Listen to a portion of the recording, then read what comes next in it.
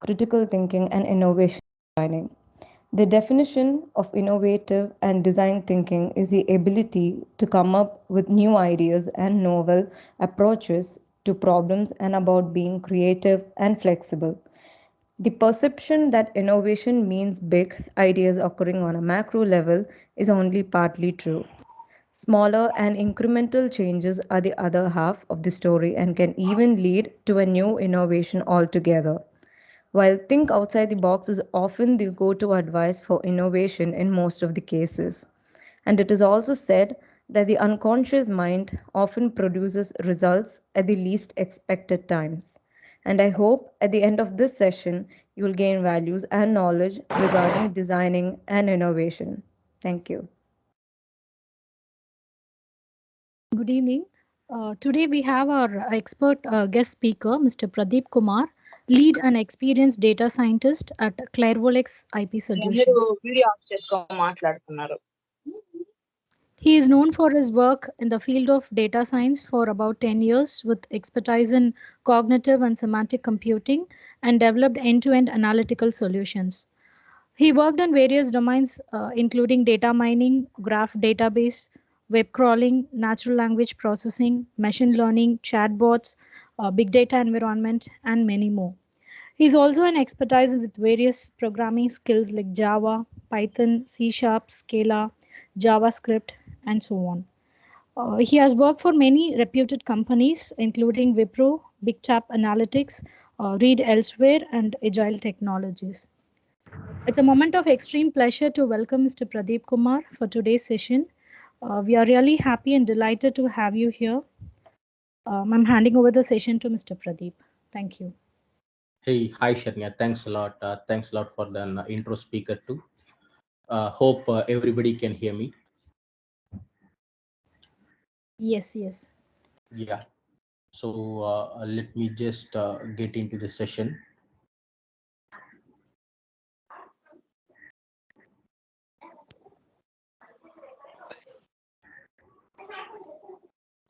Okay. So this is the introductory welcome I would like to give for everyone who are like going to attend this session, who are going to be a part of future innovation team or across the globe. So I myself was one of the person who was sitting behind the screens within Panimalar College, and I am happy to take a session here today. So I'm actually welcoming everyone, and I consider each and every one of you as an future innovator, and even there might be a lot of innovators right now in Panimalar, based upon the image I have over the college. So thanks everyone for giving me this opportunity. So let us start. So the topic given today is basically into critical okay, let me get into this slide. So we basically are talking here about design thinking, critical thinking, and innovation design. Okay. So what a design thinking is, what critical thinking is, and what innovation design is. So before that, here is a picture of an Japanese innovator come inventor, who I'm sure most of you won't be able to recognize him, but few might be able to recognize him. Okay, can you guys tell me who exactly is this guy is?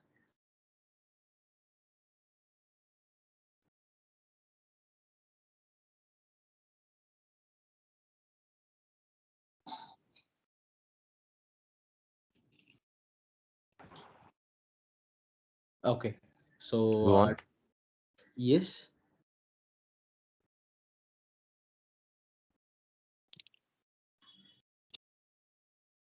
Okay, so let me just unveil him.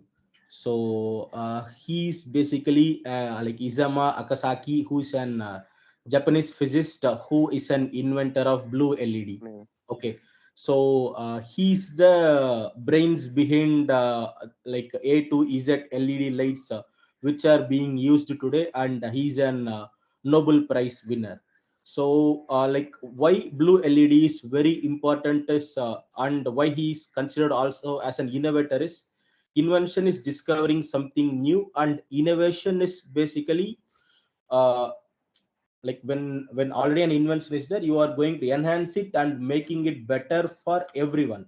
Okay, so leds were invented at 1952, but they were not able to invent a blue colored light in leds because of a problem with gallium nitrate. So this person along with two three like physicists, they joined togetherly in innovated this blue led by reading the existing led completely. So that is how the led lights whatever we are using is best, like we are the white led, the candescent one, the yellow white one, like whatever the light we are using is basically behind this particular guy. And he was awarded Nobel Prize because he basically reduced 20 to 30 percentage of energy consumption across the globe. So he's the kind of an like an best innovator, which we can call him even at this level. So let's skip into the second thing. So see the topics are your design thinking, critical thinking, innovation design. So all these things are basically centered into the common things, like how exactly you guys have went with your software development cycle. Okay, so in innovation thinking, you will be working based upon your customer centric. In design thinking, it will be user centric. So everyone will have a problem between understanding who's a customer, who's an user. Okay, because an customer can be a user, and an user also can be a customer. So how you can take this is just consider an mixer grinder example. Okay, and mixer grinder, what the customer needs is he wants it to be able to mix and grind whatever the ingredients you are going to add it to the jar. But what is user centric is basically the design on how exactly this mixer grinder is going to be placed. So that is how customer centric and user centric designs will be variated. But other than that, what we are going to discuss over here is basically topics that are very closely correlated to each other.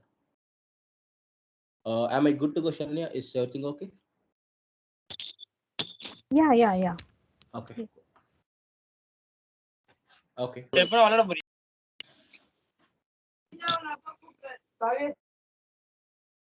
Okay. So there are basically six stages which they have mentioned here, but let us leave the implement phase, because here we are going to only speak about design and design thinking and innovation design. Okay, so you basically have your five stages, in which each stage we will get into a detailed thing, and I will also share my experiences across these phases on like what are the things I have faced in my day-to-day career, so that it might be helpful to you guys. Okay. Okay. So step one is nothing but empathize. Okay. So empathize is nothing. Okay. Empathize is basically understanding the problem and collecting data around it. So whenever you are going to think about making a solution, or you are going to think about a particular design, then you should be, for example, see, every domain, irrespective of computers or mechanical, or it's going to be electrical or electronics communication. So across every place, there is going to be an user problem which you are going to solve it. Okay, so how we are going to solve it is, first we understand the problem, we collect data around it, and then we speak to multiple we speak to multiple users who actually experiencing this problem, and we will try to virtually imagine what all the pain points that are around the particular problem. Okay, so whenever you are going to think, so you basically need to understand the situation first. For example, let's say there is an user who is going to face a problem. and what is the source of the problem, what all the attributes around it, and so how frustrating this particular problem is going to be the use going to be, and what is the user's view, and what all the attributes around it. So in this phase you basically collect data around your problem, and you will be making a proper documentation. Okay, you can call it as a simple requirement phase, but requirement phase is something which you get from a customer. But here in empathize state, you are going to become that end user, and you are going to immerse yourself, and you are going to do that. Okay, so that's what basically this empathize phase is all around. Okay, so I think people can also go over the slides. So we basically we will be understanding how exactly what is the problem, and how exactly this problem is being prioritized, and how exactly it is being faced. So each and every detail about this particular problem, we will be analyzing it, and we will be collecting the data around it. So that is what the stage one, which is empathize stage. Okay, so in empathize stage, you can see for example, let me get into a real time example over this phase. Whenever you are addressing to a user problem, either you have to be an user, or you have to have an actual user who is experiencing it. Because before without understanding the user's view or user's problem, we won't be able to get into the next stage. So we understand the problem, collect all data and data attributes around it. So that's what we will be doing in the stage one of design thinking and innovation thinking. Okay, then step two is nothing but now you have your initial data, which is you have collected data from all users which are around. You are going to you are going to, let's say, you are going to chart it out each and every problem, and you are going to group problems accordingly. Okay, for example, in any automation problem, what we generally do is we basically contain something called as value stream mapping. Okay, in value stream mapping, we basically break down the process into multiple steps, and across each steps we get into a place whether an automation scope is applied over this particular mapping or not. So here what we are going to do is, now we have a problem, we collected the users data around it, we know what all the attributes that are around it. Okay, so we what we are going to do is, we are basically going to draw it out, and we are going to read the problems clearly, and we are going to group it. Okay, for example, let's say you are conducting an interview among some 50 to 60 users to understand an user's problem. There can be 30 users who are going to come up with a similar problem. Okay, so those kind of problems you will be able to address, and you'll be able to put that into a higher priority one. Okay, so that will be basically what you will be doing in the defined state. Okay, which is the stage 2 of critical thinking. Okay, so stage 1, where you collect the data and you understand the data. Stage 2, this is where you basically chart out your requirements, these are the common problems, these are the problems which are which occurs recurringly, and this is the problem because of this particular attribute. So so you basically define each and every pain points around it, so that you will be able to create ideas in the next upcoming phase.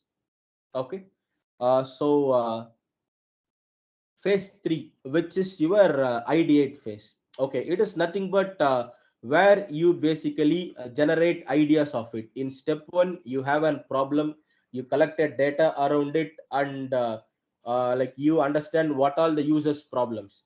And in step 2, in define stage, where you have basically charted out what all the important problems, then this phase is ideate phase. In ideate phase, you are going to basically chart out the problems, and you are going to see what all the solutions you can give. Okay, so if you see here, there are around four things now. Okay, so this okay, how, now, and wow. Okay, so this how is going to be the problems which we won't be able to solve today. For example, there might be a lack of resources, there might be a lack of budget, there might be a lack of something. So these are something which we have kept it for the future. And there are some easiest ideas which is basically now.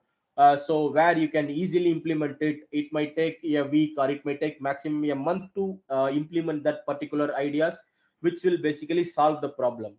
And wow is where basically your innovative and design thinking applies. Okay, so wow is something where you will basically able to fully understand the user problem and will be able to give the solution for it. Okay, so over this phase you will be generating variety of ideas. Okay, so when you say you are generating a variety of ideas, so what basically happens is see now let's say a group of people, let's say a team of 4 or a team of 40 is going to solve a problem. So there can be a team brainstorming sessions or an individual brainstorming sessions that can happen, where you will be able to provide solution. Okay, so I have added a famous quote by our Tesla CEO. So what he has mentioned is, if something has to be designed and invented, you have to figure out how to ensure that value of the thing you create is greater than the cost of the inputs. Then that is probably my core skill. Okay, so what does he means is, for example, let's say you are having a problem and you are going to find a solution. Make sure that solution is not so expensive, or doesn't consider too much resources, so that the company or the customer or the user can be survive with the problem.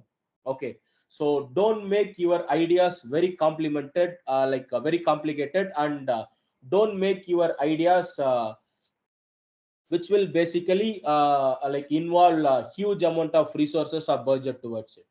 Okay, so me being a data scientist, have gone through a lot of analytical projects over different domains. So I have handled automotive domain, I have handled electrical domain, I have handled financial domain, I have handled insurance domain. So over all these phases, so the solution whatever we give will be basically very crisp and quick to implement, because people nowadays don't want a solution which is going to take a lot of time. Okay, for example, let's say we develop a lot of models. Okay, machine learning models, deep learning models over our career. But for developing a clear cut model, it takes around more than 8 to 9 months time, because from data collection to converting it into a proper labeled data sets, we will take a lot of time. And the companies are not able to cope up with this time. So we basically use a lot of open source models with additional layers, so that whatever the original solution we are thinking, we will try to hook it up in a little bit things over our models. Okay, so whatever the ideas we are going to give, so we should be properly group it. We can also call it as a cluster it. And each cluster we can make it as an easy cluster, difficult cluster. This will be an wow cluster. So this cluster will be containing something which will basically create a breakthrough in your customers experience. Okay, then we have our prototyping phase. Okay, so prototyping phase is step one. Yeah, like as I said you, like we will be collecting the data, then we have defined what we are going to do. Then for each problems we started generating ideas. Now we are going to sketch it out our ideas. Okay, which is going to be a prototype.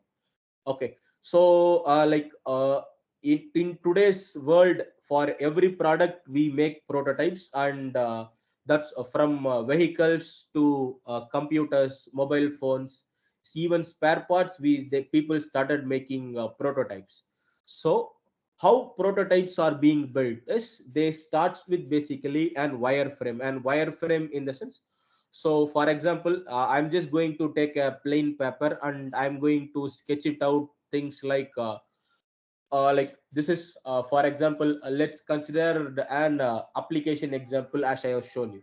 Okay, let's take I'm going to create an application which is going to contain like information about multiple hotels and their experience of people around it. Okay, then I'm going to take a piece of paper, I'm going to sketch it out my ideas, and over each idea I'm going to make a prototype.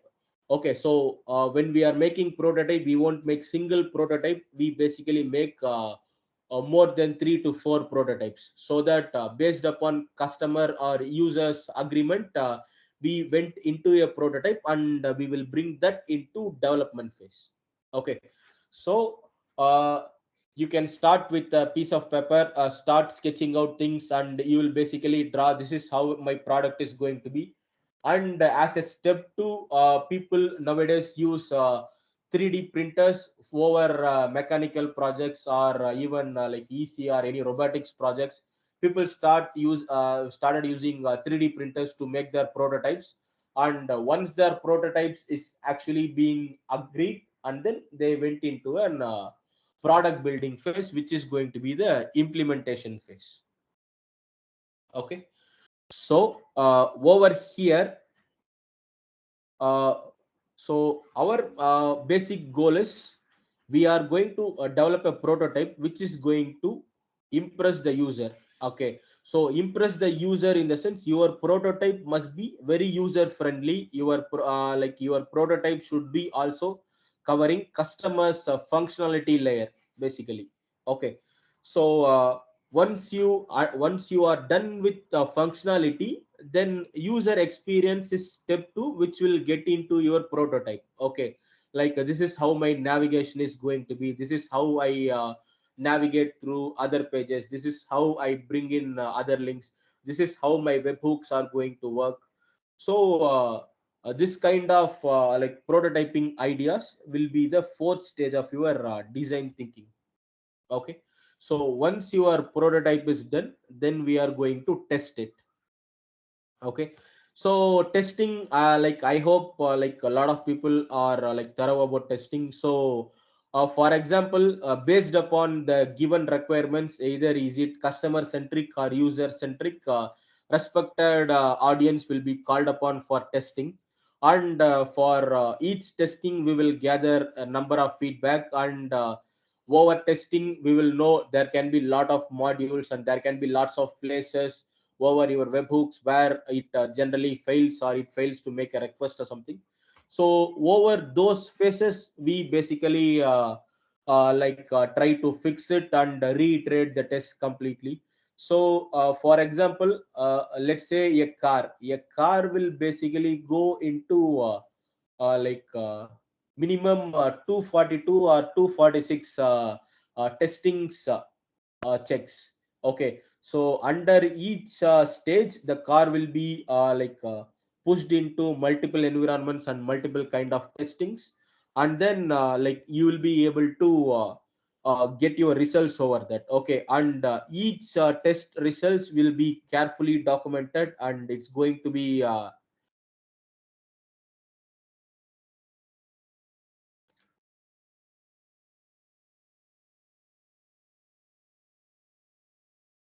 hey, sorry guys, I just got a network issue. Okay, so what I was saying is the each test is carefully monitored and documented, and at the end of your test results, you will be seeing. Okay, so failures can happen over your testings, but we don't have to get over our failures. We basically can fix anything, and we just have to work out with our will, so that we will be able to make it in next iteration. Okay.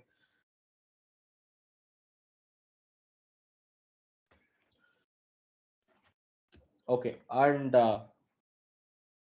we have the final phase, which is implementation phase. So whatever the tests we have done, and if we are sure that we are completely consider the customer needs and the end user needs, and the testing, once it went to a careful success, then we will be getting into the implementation phase. So implementation phase is basically where you have to consider lots of things, resources. You have to manage your see, now we have did a prototype, and that prototype went into testings. Okay, but implementation is completely different over here. Okay, so when implementation is going to happen, we will be considering a lot of other factors around it.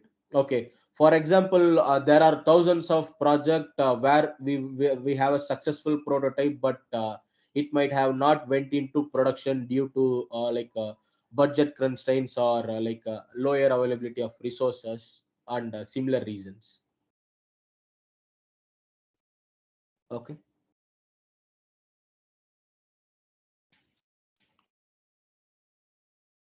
Okay, so I think I'm boring you guys a little bit. So let me conclude it, and give an overview about my experience, and what all the things we face in our daily life over design thinking and critical thinking. How exactly we use these strategies to provide solutions to end users and customers over our daily career and our job.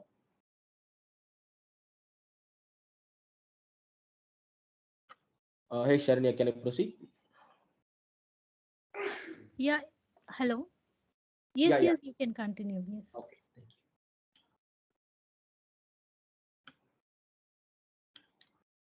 Okay. Okay, so let's say empathize. Okay, so empathize, how exactly we speakers. This is basically understanding the customer needs, and also helping the user to do things with an easy and then fluidic user experience. Okay, so we basically speak with the customer. We actually sit with the user, and we try to understand them how exactly what is their daily day-to-day process, and over their day-to-day process, what are their frustrating things, and what are their cool things over the software or the tool over which they are working on, and what all the repetitive tasks they are working on. Okay, so so over my career, I have worked on a lot of cognitive automation solutions, and so over automation solutions, we have to implement this design thinking and innovation design, so that we will be able to contribute a lot of day-to-day tasks. Okay, for example, when you go to a job, there are a lot of repetitive works people does daily. Okay, so I was part of this company called Reed Elsevier. So Reed Elsevier is basically a book publishing company. Okay, and it's also an journal publishing company. So people basically writes lots of journals, lots of books, and they basically forward it to their examiners for for approved and getting it published. Okay, I'm sure most of the final year students can be working on some papers over your projects. So this is a process that's happening in the world iteratively, day by day. People want to innovate and invent things. Okay, so being in this company, so what we do is we basically identify applications from our privileged authors, and we have a team of people who are domain experts to validate the paper, because we cannot just publish a paper which basically coming to us. So we have a separate team which basically reads these papers, forward understands the domain, forward it to the respective examiner, and the examiner goes through the paper, and and he will be looking up into what all the things that are being repetitive, or what all the existing existing knowledge that are being reproduced over the particular journal. And like and few like for example, daily around thousands of journals will be moved over a company, and around thousands of journals, it is hard that only 60 to 70 journals will make it till publishing stage. Okay, because when publishing a journal, we have a lot of things to consider. For example, your journals, your journal content should be should be clear and should follow a proper structure, and it should follow an idea of your invention. Okay, so whenever you are doing an invention, your invention shouldn't be a mixing of existing invention, or your invention shouldn't be copying with other existing inventions also. Okay, so so over our experience, for example, in my present company, which is Clairvolex, so we basically work with property data. Okay, so we got a lot of patents which are being filed by our clients, and there can be a lot of people who are using concepts that are present in our patents, and we have a lot of newer innovations which we will be filing day by day to the patent office. Okay, so over here, if you see, for example, I'm just giving an example here. So let's take a torch light. Okay, so a torch light is nothing but our I don't want to define it since you guys already know it, but being an legal data scientist, so how exactly my attorney will make it is, he will convert torch as a light producing device, which is capable of storing electricity, and will be able to emit light at multiple wavelengths. Okay, so this is how an patent text will be. Okay, but what they are trying to explain there is nothing but an rechargeable torchlight with variable brightness. So that's what they are going to they are actually trying to define here, but they will make sure they are covering every classes around it.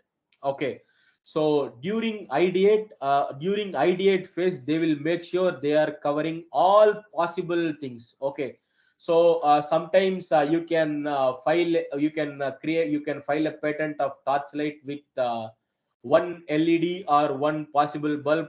Then in future there is going to be someone who is going to file for 2 3 LEDs based torchlight. Okay, so this is how my attorney is going to change the patent text now. Okay, a light producing device, which consists of multiple emitting diodes, which will be capable of producing light in multiple wavelength.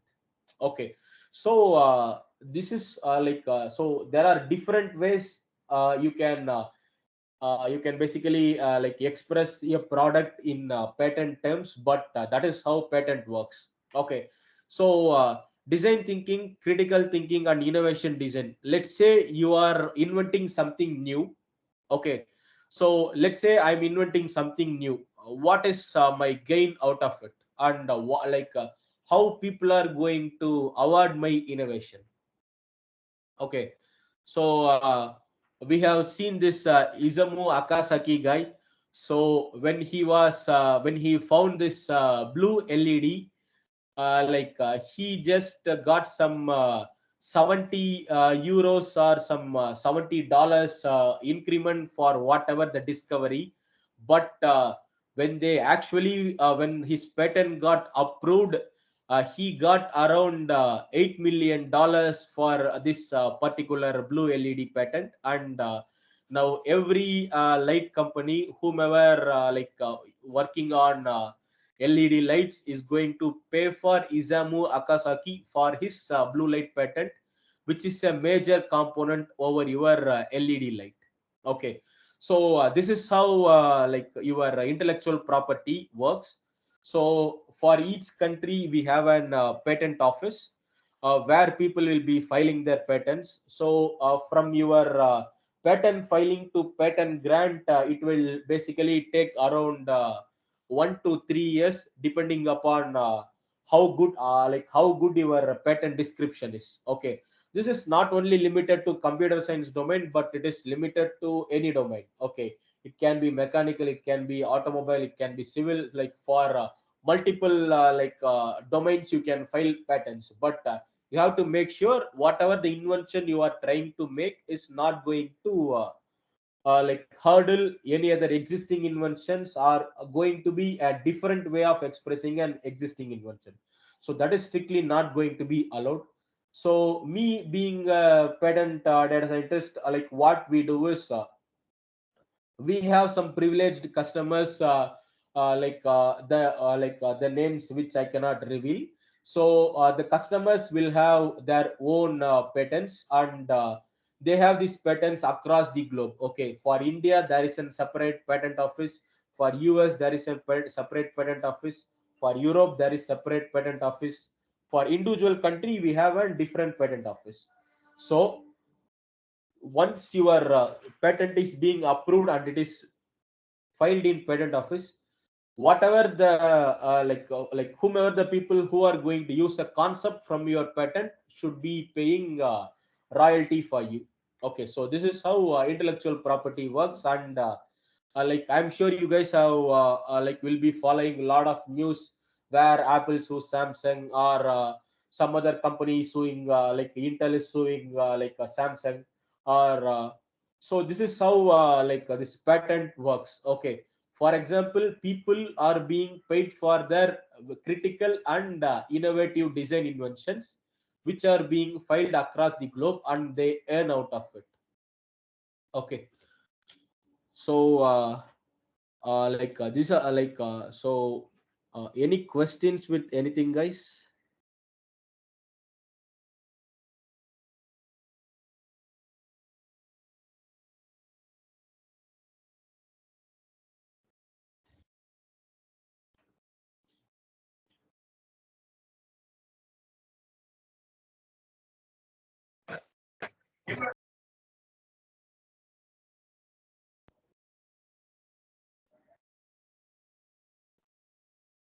Any questions from participants?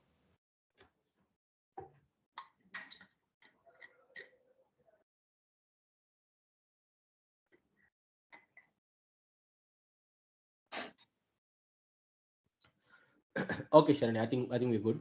So so after this boring topics, let me show you some interesting movies to watch, which basically speaks about innovation, design, and critical thinking. So I have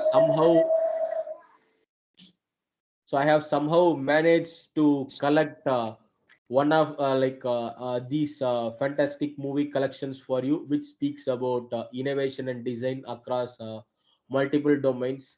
So when you basically see these movies, you will be able to see how exactly the technology works, how exactly the company works, how design is being converted into inventions, and how critical design values. Okay, see, the basic thing behind critical design is you have to understand about things. Okay, when you say you have to understand about things is, for example, let's say you are going to solve a problem in a car over okay, let's say now Tesla is the car with higher range, which is 573 miles. And let's say you are going to create a car which is going to take you 1,000 miles. Okay, so step one in your innovation and design, and I can call it a step zero, is you should read about your problem first, and you should have knowledge about your problem first. Okay, so for example, when you are going to try about a battery which is going to take you to 1,000 miles, then that is the place where you have to read a lot about batteries. Okay, so whenever you are trying to solve a problem, you want to be expert on the domain first, or you have to have people who are expert on that domain first.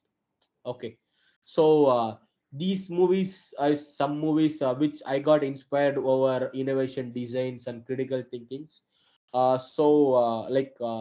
And I'm sure like a lot of people are fan of like Avengers, Iron Man, and you know what? Just Google. There are a lot of companies which basically took concepts from these movies and they started working out on a system which actually produce it. Okay, for example, in Iron Man movie, maybe like part 2. So when an explosion happened, then Tony Stark will basically uh, go through each and every news, where each and every news will have different kind of information around a particular topic. Okay, so this is what we do in graph analytics. Okay, we do exploratory analytics, we do fraudulent analytics, we do descriptive prescriptive analytics over that. So each and every movie is not only a movie and is also a part of innovation and design, which are being converted into different companies which is getting acquired by bigger giants. Okay, so I'm sure like you guys got no questions, or if any questions, feel free to ask. That's all I have it today, guys. Thank you.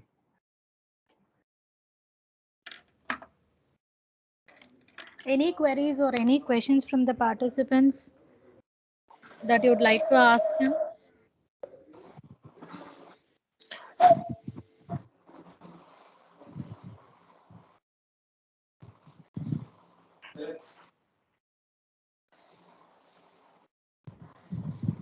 Industry, sir.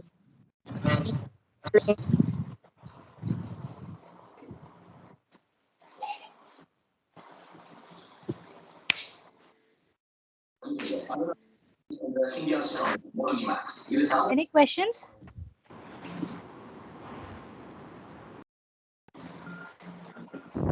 Hello. Yes. Hello, ma'am. What would be the average cost for patent? For patent something For a patent or for approximately? filing a patent? Yeah, yes, sir. No, I'm asking you. Are you asking me what is the cost to use a patent or to file a patent? To file a patent, sir. See, to file a patent, it's basically very less. It's going to cost you less than $1,000, not more than that. $1,000. Okay, and if you have a valid patent, companies are going to sponsor you. You don't have to pay a penny. Oh, okay, sir. Yeah. Okay, sir. Thank you, sir. Thank you. Hi, sir. This is Akhtar. Yeah, okay, go ahead. Sir, what?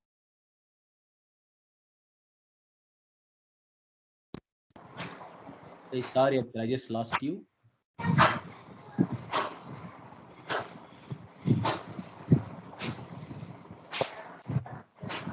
Sir, Yes, yes, go ahead, please. uh, what if a situation arises where two people have same kind of patent ideas? What would you do then? I will tell you. So, patents basically work on a first come, first serve basis. Okay. So, whenever you file a patent, it will be considered as application, even though there is a second patent which is similar to your application. The application which is first filed will be considered. Okay. So there can be a lot of stealings happen. So there is a separate patent attorneys, there's a separate patent code for it. But this is the scenario for now. Okay, let's say there is two applications which are basically similar. Then the application which is being filed first will be granted things. Okay, sir. But say, for example, I'm in India and someone in Pakistan. At the Okay. same time, in their country, they are filing a patent, and I'm here filing a patent. Yeah, What would you that do is then? fine. Your patent, if you are filing in India, it will be for India. Okay. You see, there are for example, as I said you, there are multiple patent offices across each country. Okay. For India, we have a separate patent office and we have a separate set of law. In US, they have a separate patent office. In China, they have a separate patent office. So if you are filing in India and if he's filing in Pakistan, then in India, if someone is going to use your concept, they have to pay you. In Pakistan, if someone is using his concept, then they are going to pay him, not you. It's No, sir, simple. but if Russia wants to use that technology, who will they pay, the Indian or the Pakistani? See, if you have filed a patent in Russia, then they are going to contact you. But if you guys have patents only in India and Pakistan, then Russia is going to definitely steal your patent, and they are going to file there within their country. Okay, so when a patent filing happens, it happens across the globe. Okay, see, for example, consider Intel, consider Google. Whenever Google, Intel, or Amazon files a patent, they file, or Apple, they file in all the countries at the same time to avoid these things. Okay, so that in future, if you are going to file a patent, make sure you are filing in all the countries, not in a single country. Sir, Yes. sir, if there is a patent already, and if I upgraded it, it will be a new patent, sir. For example, uh, if I if I bring more efficiency in that patent, Yeah, efficiency is a definite thing, but you have to make sure that that efficiency class is not provided in the existing patent. Okay, see, for example, you are having a patent, let's say there is a patent which already contains this information, then in legal terms we call it as prior art. Okay, so you have to make sure like the prior art doesn't cover whatever the efficiency you are going to add it up. Okay, okay, sir. or what you can do is, for example, let's consider a electric vehicle. You are going to come up with an electric vehicle which is going to travel far, then I would recommend you to file on the battery patent, not on the vehicle, because electric vehicles are being manufactured at 1940s. Okay, so Okay, sir. like recently it is in trend because people because of fuel demand, but this is the scenario. Okay. Sir, if I added a accident, if I added some security system like that, so I can See, file a new patent. addition of feature to an existing thing cannot be considered as an invention. It is considered as an innovation. Okay. Innovation.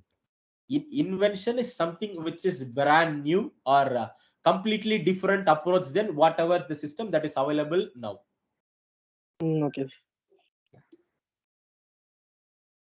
So, for example, if I created a capacity cell electric car means, so it will be a patent, no, sir? Yeah, so that's what I said you. So whenever you are doing that, see, there are a group of domain people who basically speaks to people who want to file patents. So we basically direct them. For example, if you are going to make a better battery, then we will ask you to file patent only on the battery. Okay, because that is going to be the super invention. Electric vehicle, there can be lot of designs. See, there are two kinds of patents. One is design patent and one is trademark patent. Okay, so design patents you can do, and trademark patents is basically for brands and images. But we would like you to go for battery patent. Okay, patent for only the battery alone, the higher capacity battery alone. Okay, sir. Yeah, Sir, am I audible, sir? yeah, yeah. Please go ahead. Sir, since you are a data scientist, I'm asking this to you, sir. What is your piece of advice for an aspiring data scientist, sir? What should he or she develop Okay, in order to become a I'll data tell you. scientist? See, I started my career like 8 years ago with data science. Okay, so the problem with people is whenever something new comes, people just want to jump on it. Okay, without understanding what is the thing. See, for example, see, the scenario is this. Let's say there is 10 Java developers, 10 C sharp developers, and 100 data scientists. Okay, now there is a opening for 11th Java developer. What we should do? See, data science, I want people not to start as data scientists, but to start as data engineers. Okay, because in other countries the scenario is different. In a data scientist is not going to do anything other than modeling of ML models or DL models. But for me, I have started so being a data scientist, there are three phases of analytics. Okay, so one is data acquisition, data analytics, and data insights creation. So you have to be proficient in data acquisition, you have to proficient in data analytics, then you have to proficient in data insights. If you are mastering these three, then you can be a very good aspiring data scientist. But start from the basics. Don't directly get into an ML model and start training it. Okay, start collecting data around it, start creating your own labeled data. Okay, start working towards it and then get into the final stage. That's what my advice for any aspiring data scientist. And then, sir, is it advisable to pursue and masters in data science, or is it safe to pursue and masters in just computer science and develop a skill into data science? See, any computer science people can be mastering in data science, but a data scientist cannot master computer science. Okay, so it is like this.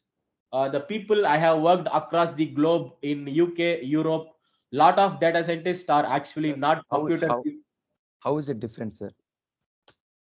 Okay, so being data scientist, what are the areas you will concentrate?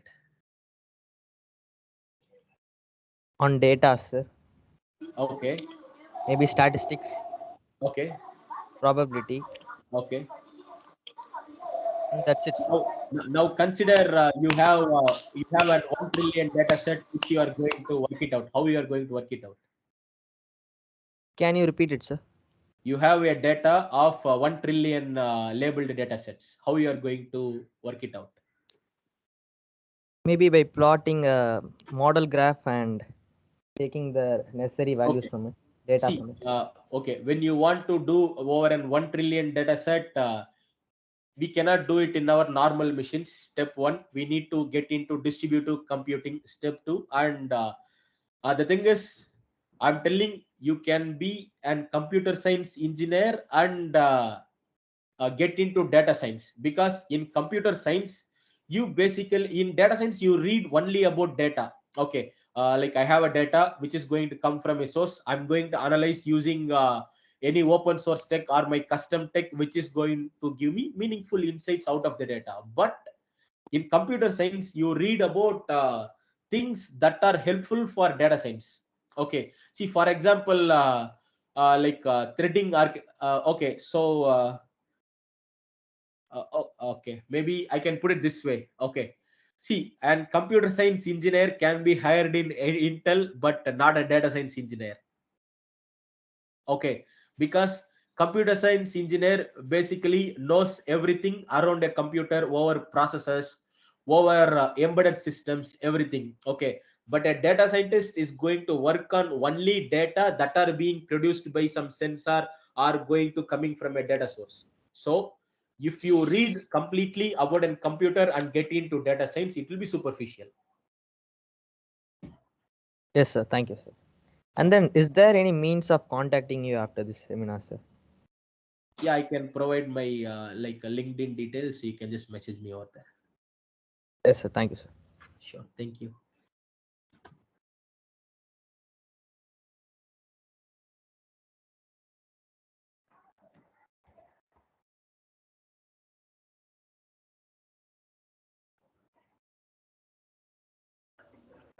Any more questions?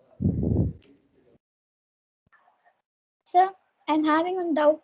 Yeah, Sir, please am I go ahead. audible? Yeah, you are audible.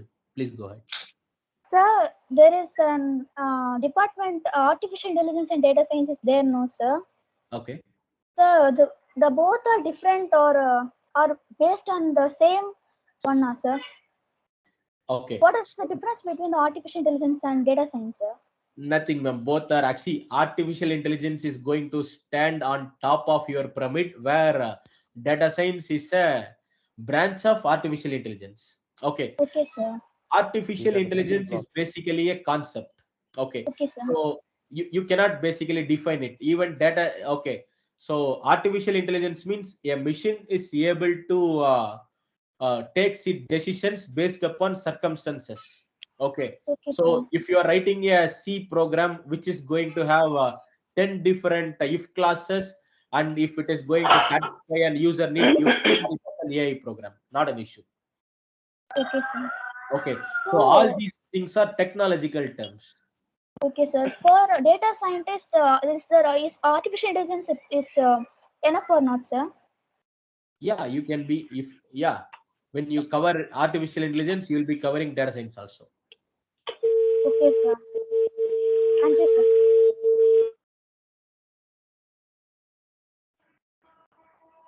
So, sir, Yes, please.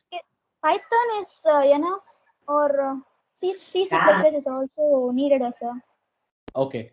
So so people who are on computers, I'm going to give an advice. So see, a programming language, you can stick to Python, Java, or Scala. But the basic thing is, every programming language is important, and for a data scientist, it is must to be fluent in minimum 3 to 4 programming languages. And I don't know, I myself was very poor before starting my career, but I have developed my programming language after that. So for any programming language, I would ask you guys to get into 4 important things. Okay. Step one is, if you are going to take any programming language, get into your syntax and structure of how your program is going to be. Java follows a separate syntax and structure. Python going to follow separate syntax and structure. Similarly, whatever the programming language you are going to follow is going to have a syntax and structure, and you should know it. Step two is your variable definitions and declarations. Okay. So each programming language will have its own variables, like integer, string, float, list, dictionary, linked list, anything. So these variable definitions you have to be sure across any programming language, whatever you are going to give. Then you are going to get into conditional classes and recursive statements. Conditional classes are nothing but your if else and nested if, or let's say case conditions. And recurring is nothing but your where or while statements. Okay. If you know how these 4 items work across any programming language, then you can be a master out of it. Sir, Yes. sir, I am learning Dart, sir, Dart programming. It Sorry, is can you repeat? Dart, Dot. DART, sir. Okay. It's from Google, sir. Okay. It's developing, sir. Currently, it is Yeah, developing. It is an incubating programming language where people used to develop mobile applications. Sir, now they even upgraded for mobile and even computer apps also. We can develop from that, sir. Okay. Computer website, sir. Okay. See, There are again, Dart is a good programming language. See, but there are a lot of things. For example, like your whatever you do in Dart, that is going to get converted into JavaScript, and then it's going to run in your compiler. Okay. So yes, sir. learn JavaScript also, so that when there is a problem in your Dart programming, you are going to get error in JavaScript error formats. Okay. So for example, whatever the programming language you are going to take, or for example, see, Scala is, sorry.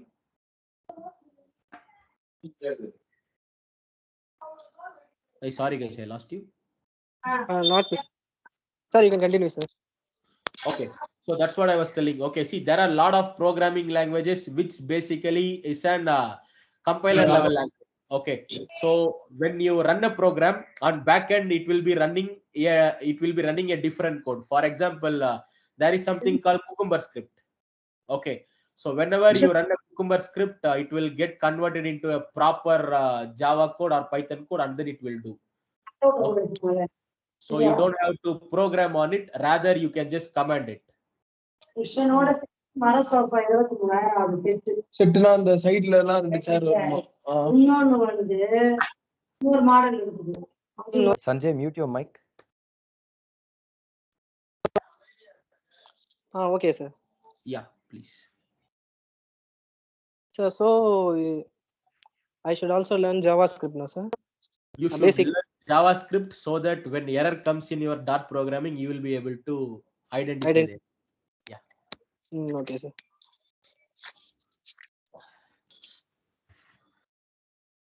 Sir? Yes, please. Sir, actually, I am a beginner, sir. Sir, who is a data scientist, sir? And what's the basic requirements for a data scientist, sir, for becoming a data scientist? Nothing big, ma'am. Anyone who works with data and who will be able to see. I said you these three phases, right? Data acquisition, data analytics, and data insights. Okay. Okay, So sir. if you are able to do all these three phases together, then you are called as a data scientist. If you are able to do only data acquisition, you are called as a data engineer. If you are able to do data analytics, you are called as a data modeler. If you are able to do visualization, you are called as an like a reports specialist. When you are expert in these three things, you are called as a data scientist. Is there any platforms to develop data scientist? Okay, see, data scientist, like you have to come up with a problem statement first. Okay, Yes, for sir. example, let's take a simple program, no? Okay, which is nothing but like, let's say you are going to receive multiple mails to your email account. Okay, and Yes, you sir. are going to have an automation program which is going to like group emails from social media separately. See, now you have your groupings right in Google. I'm sure everybody will be using Google Mail. So you'll have focused social and then promotions. Yes, Okay. sir. So you have to work on an user statement. Okay. So when you work on an particular user problem, start from data. Okay. Let's say a data is going to come from file. Then let's say step one is you are going to extract data out of that file. Okay. You will be start writing your data crawlers and parsers, which will extract from the source.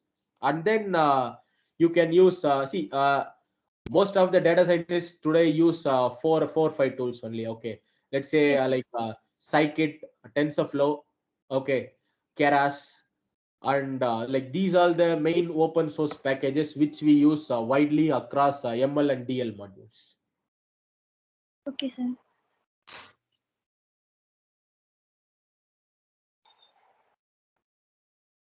Start from reading a file.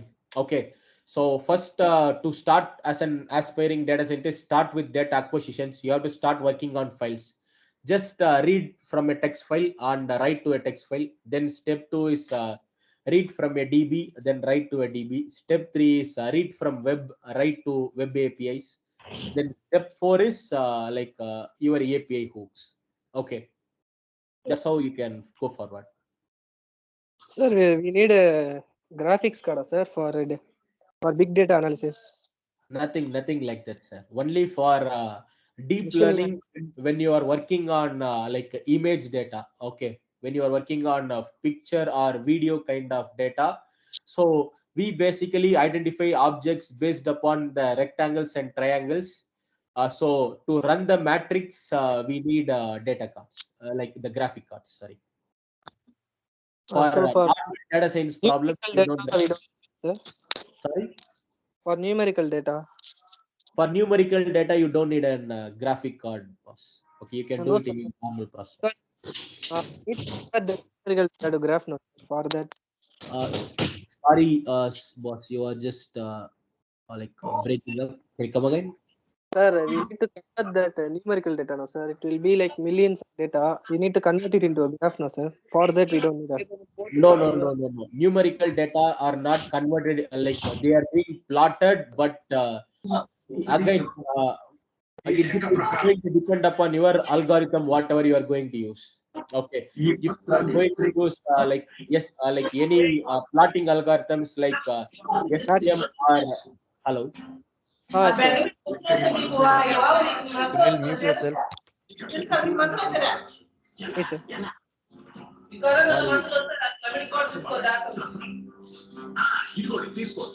Sorry.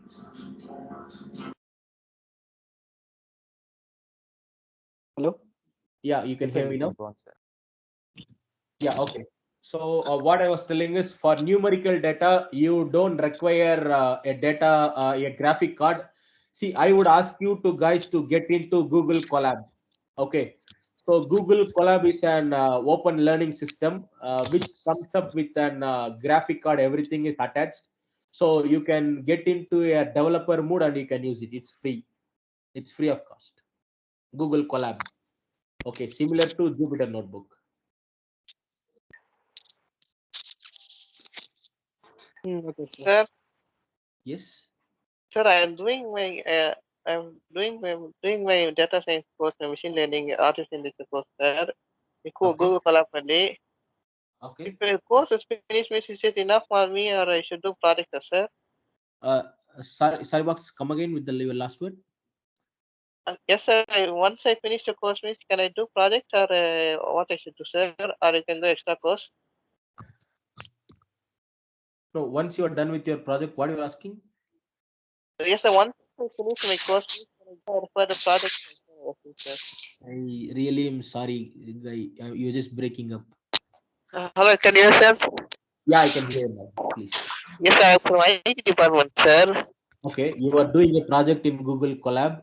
Continue. Yes, I'm doing course, machine learning course, artificial intelligence, Okay. data science. Once I finish the course, means can I do extra course, or it's enough, sir?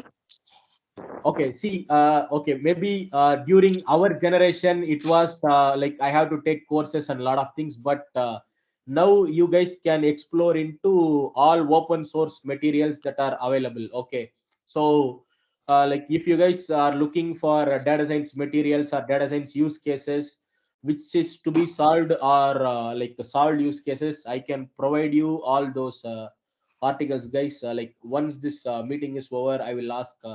Sharanya to share my LinkedIn profile with you guys. Just ping me over there and I can share you your learning materials. Okay. Don't get in. Okay. So my advice for everyone is don't get into paid courses or something. You have your entire world of learning is free actually. Okay. So you don't have to get into a place where you are going to pay for learning.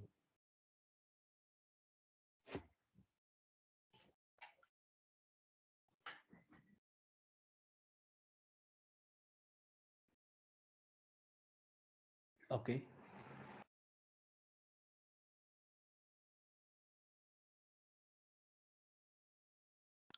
Sir, Yes. Go ahead, boss. good evening, sir. Sir, am I audible? Yeah. You are audible. Please. Sir, I'm interested in data science jobs, sir, and I have also done some courses related to data science. Okay. Now, the IIT Delhi is offering a data science course, no, sir. If I were to enroll in that course, and if I were to complete that course, will I be getting a job in data science sector, sir?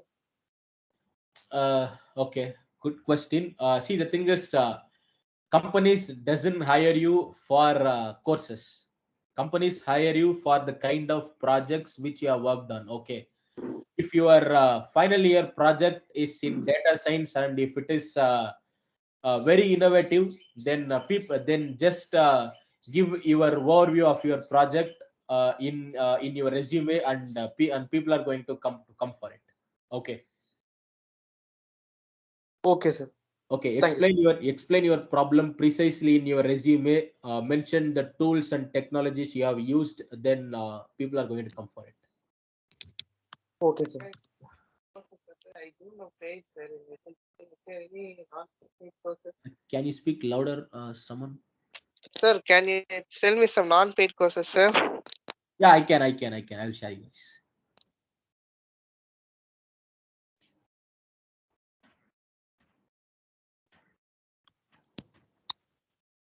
Sir, good evening, sir. Yes. Sir, after completing the 4 years BTech Artificial Intelligence and Data Science, how to become a data scientist, sir? Okay. இப்போதான்டா சொன்னாரு.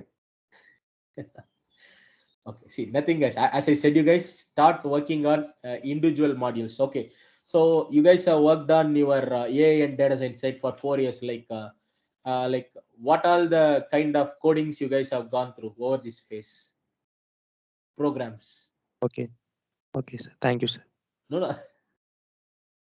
Okay.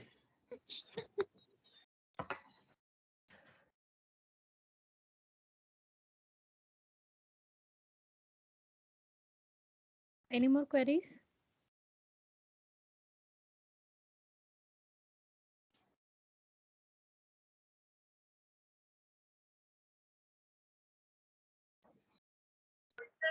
Sir, your LinkedIn ID, please, sir.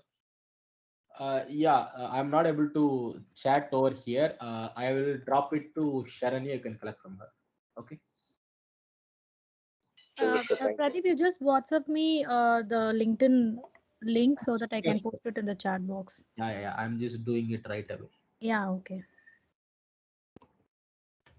Yeah, okay. I have sent you.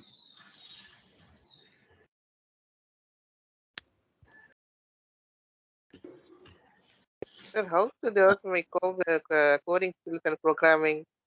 Can you give any tips, sir? You have to do it daily.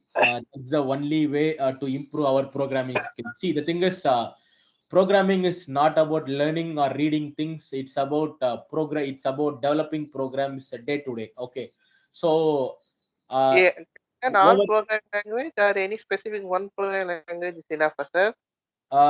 for being a data scientist, I think I recommend minimum two programming languages. But to start with, go with a single programming language and be proficient in it, and then go for the secondary one. Okay, sir. Yeah.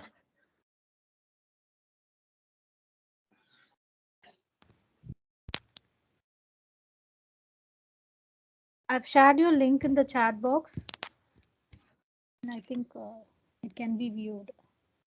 Is it visible? No, The no, link ma'am. is visible? No. No?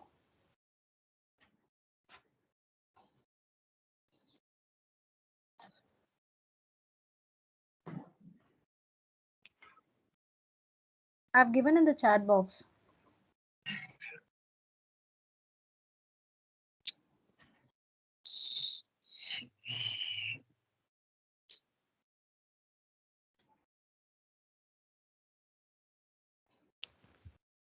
Can you all see the link? No, ma'am. No, ma'am. No. No, ma'am.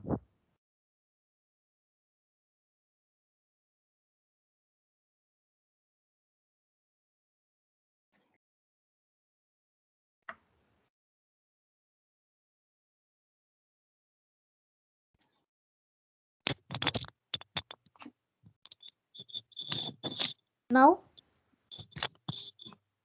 No, ma'am. No, ma'am. Okay.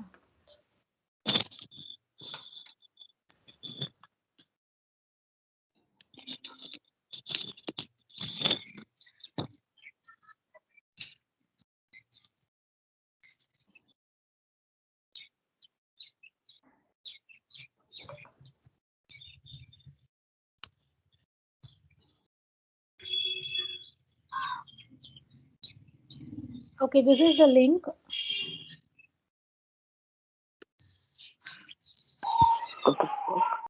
You can just take it down. This is the link.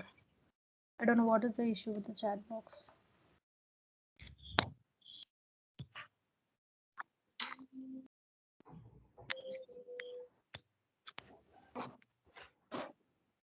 Chat boxல link இருக்கு ma'am. Irka? Yes. Okay, ma. Okay. Ma'am, Thank you. Yes, yes. can you create a separate channel for these kind of events in MS Teams? Okay. Okay, we'll see to it.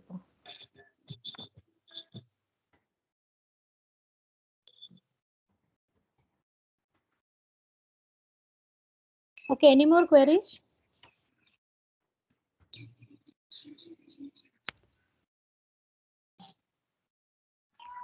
Okay.